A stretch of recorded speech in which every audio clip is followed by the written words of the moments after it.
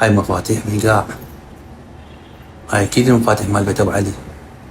هذا المفتاح مال بيت الامامي. هذا المفتاح مال الشقة مالتهم. وهذا المفتاح مال سيارة. هاي من هنا بيتهم. هاي من هنا صعدة للدرج مالتهم. هذا المفتاح مال الباب. هاي اللي فتح. هذا مصعد سحيلها بعد. الشقة. هلا.